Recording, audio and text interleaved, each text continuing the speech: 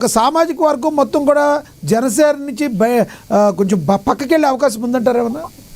Sir సామాజిక వర్గాలుగా చూడకూడదు సార్. బాలినేని గారు పార్టీలోకి వచ్చిన వెంటనే రెడ్లు అంతా ఇందులోకి వచ్చేసినట్టు, బాలినేని గారు వెళ్ళిపోతే రెడ్లు అంతా బయటకు పోయినట్టు కాదండి. సామాజిక వర్గాలు పక్కన పెట్టండి. ఎవరో ఏ పార్టీలో ఉండరో. ఇప్పుడు రాధా గారి కాకులే కాబట్టి జనసేన ఉండాలి తప్పు అది. ఇప్పుడు మీ డిబేట్ లో తెలుగుదేశం అనేక మంది రెడ్డి సామాజిక వర్గం తెలుగుదేశం అధికార ప్రతినిధులు వస్తుంటారు. అది కాదు. బాలినేని శ్రీనివాసరెడ్డి గారు తన వైసీపీని వదులుకుని తన బంధుత్వాన్ని వదులుకుని జనసేనలో జాయిన్ అయినప్పుడు మనం అండగా నిలబడాలనేది జనసేన పార్టీకి ఉండాలి. అప్పుడు ఇంకో నాయకులు వస్తారు.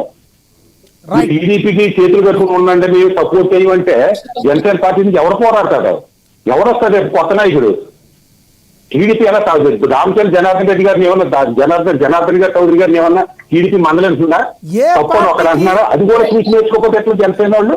ఏ పార్టీకి వర్తించని కొన్ని నియమాలు జనసేనకే ఎందుకు గిరిగీసుకుంటున్నారని అడిగే వాళ్ళకి ఏం సమాధానం చెప్తారు? ఇప్పుడు పవన్ కళ్యాణ్ గారు ఒక చట్టాన్ని గీసుకుని నేను ఈ రకంగా వెళ్తానంటే ఎంతో మంది సమిధులు అవుతున్నారు దానిలో అన్నారు. వాస్తవం ఉందంటారా? ఖచ్చితంగానండి.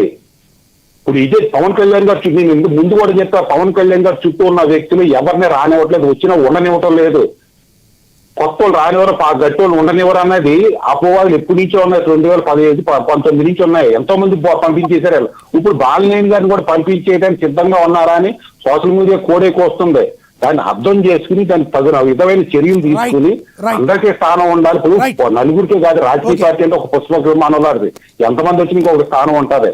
అలాగే నలుగురిని ఎదగనివ్వాలి, బాలినేని గారిని కూడా ఎదగనివ్వాలి. కానీ మీరు నలుగురిగా ఉంటాం ఎవరో రావద్దంటే రేపు పొద్దున్న జనసేన పార్టీలో పోదారు ముగ్గురే ఉంటారు, ఎవరో ఉంటారు. ఇంకా రైట్ ధన్యవాదాలు. టీడీపీ యొక్క పచ్చ మీడియా కుయ్యత్తులకు లొంగుపడి, టీడీపీ యొక్క పొత్తు ధర్మానికి లొంగిపోతుంటే పొత్తు ధర్మం బాధ్యత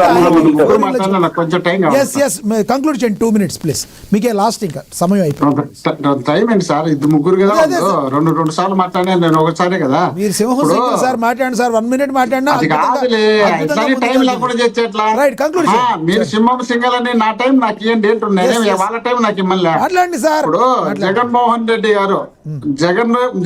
రెడ్డి గారు దేవరపల్లి వెళ్ళినప్పుడు ఆ ప్రాంతంలో జనం వచ్చిన తర్వాత ఆ ప్రాంతానికి సంబంధించిన మా చింతాడ రవి గారిని సంబంధం లేని కేసులో ఇరికిచ్చి వీళ్ళు ఇబ్బందులు పెట్టాలనే ఆలోచన వీళ్ళు చేస్తున్న పరిపాలన రాష్ట్ర ప్రజలు చూస్తున్నారు. అక్కడ డాక్టర్ ప్రియాంక గారి పైన కారుతో వీళ్ళ డ్రగ్స్ ముఠా పోయి కారుతో గుద్ది చంపితే 3 రోజులైనా కేసు పెట్టకుండా పెట్టినటువంటి వీళ్ళు ఆ హాస్పిటల్ కూడా పోయి చూడనటువంటి వీళ్ళ పరిపాలన రాష్ట్రంలో ప్రజలు చూస్తున్నారు. కాబట్టి వీళ్ళ పరిస్థితి ఆ విధంగా ఉంటే ఆలూరు ఎమ్మెల్యేగా ఉన్నటువంటి మా విరూపాక్షి గారు సంబంధం లేని విషయంలో వాళ్ళు ఇసుక తోలుతుంటే ఆ ఇసుకకు అడ్డుపన్నారనే ఉద్దేశంలో భాగంగా ఆయన మీద దాడికి పోతే ఆయన ఎదురుదాడి తిరిగితే వీళ్ళ భార్యను వీళ్ళే నైటీస్ సించేసి అది ఆయన నైటీస్ సించినాడని చెప్పి కేసు పెట్టించి లోపల పెట్టించి దౌర్జన్యంగా దారుణంగా చిత్రహింసలు పెడుతుంటే జగన్మోహన్ రెడ్డి గారు చూడాలని ఈ రోజు అక్కడికి వెళ్తుంటే అన్ని రోడ్లు బంద్ చేసుకుంటా పోలీసులు వెళ్ళి ఎక్కడా కానీ జగన్మోహన్ రెడ్డి గారి సెక్యూరిటీ ఉండరు. కానీ జగన్మోహన్ రెడ్డి గారికి వస్తున్నటువంటి నాయకత్వాన్ని అణచివేయాలనే ఉద్దేశంలో భాగంగా సెక్యూరిటీ పెట్టుకొని తిరుగుతున్నారంటే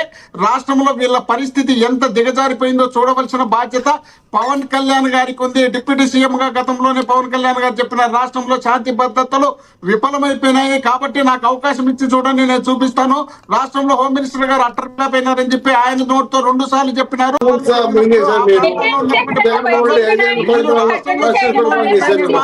పక్కన పెట్టి మీరు మాట్లాడాలనుకుంటారు తప్ప రాష్ట్రంలో జరుగుతున్న పరిణామాలను మీరు పక్కన పెట్టి అక్కడ చనిపోతే ఆడ అటెంప్ట్ మర్డర్ కేసు పెట్టారు.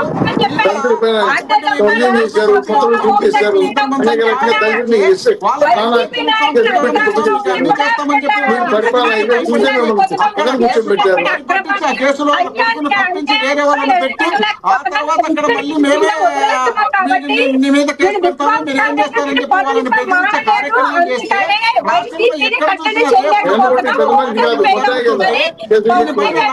ఏమాత్రం నడిపినటువంటి పవన్ కళ్యాణ్ గారు రేపు స్థానిక ఎన్నికల్లో డిపాజిట్ కూడా రాదని ఆలోచనలో ఉన్నటువంటి పవన్ కళ్యాణ్ గారు ఎవరు ఎన్ని ఇచ్చే అన్ని సార్లే మనకెందుకు పార్టీ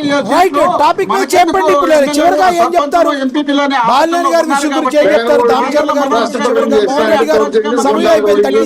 మనకెందుకు పవన్ కళ్యాణ్ గారు చెప్పించినారు. మనం ప్యానల్ లీడర్లు కాదు, ఒక statement ఇచ్చిన ఎన్నికలు కాదని మన ద్వారా లేదంటే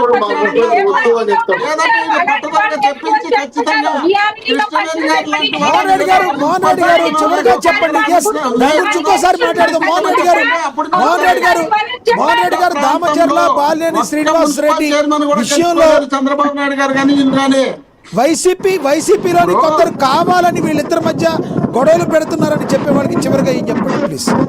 కాదమ్మా, 50 సంవత్సరాల రాజకీయ అనుభవం కలిగినటువంటి వ్యక్తి, రాష్ట్రంలో దేశంలో ఉన్న అన్ని పార్టీలను కలుపుకొని అధికారం కోసం కక్కుర్తిపడే వ్యక్తి, మేము ఎంటర్ అయితే వాళ్ళు ఎంత దెబ్బతింటారో. ఈయన స్టార్ హీరో, ఈయన నరేంద్ర మోడీ గారితో అత్యంత సన్నిహితంగా ఉండి రాష్ట్రంలో అధికారంలోకి తేవడానికి ప్రయత్నం చేసి తమిళనాడులో, కర్ణాటకలో, ఇంకో రాష్ట్రంలో ఈయన పైన చోట్ల ఢిల్లీ నుండి గల్లీ వరకు అన్ని చోట్ల గెలిపించినటువంటి వ్యక్తి.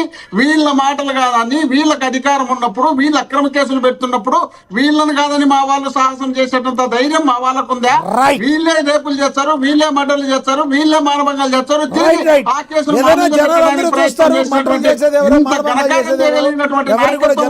కూటమి ప్రభుత్వంలో మా చేతులు జరుగుతాయంటారా? మా మాటలు వింటారంటారా? నాయకత్వం గురించి కానీ, కూటమి ప్రభుత్వం గురించి కానీ ప్రజలకు తెలుసు. అందుకే వైసీపీని రోజు రోజుకి ప్రజలకు తెలుసు కాబట్టి మీ నాయకులు బయటకు పోతే ఈగలు కూడా వాడడంలా. జగన్మోహన్ రెడ్డి గారు పోతే లక్షలాది మంది జనం వచ్చి నీరాజనం పడుతున్నారు. మీకు జనం రావడం లేదంటే కారణం ఏమంటే మీ పాలన ఎట్లుందని జనం చూస్తున్నారు కాబట్టి మీ పరిపాలన సవ్యంగా సాగుతుంటే వేరే రకంగా ఉండేది. మీ పరిపాలన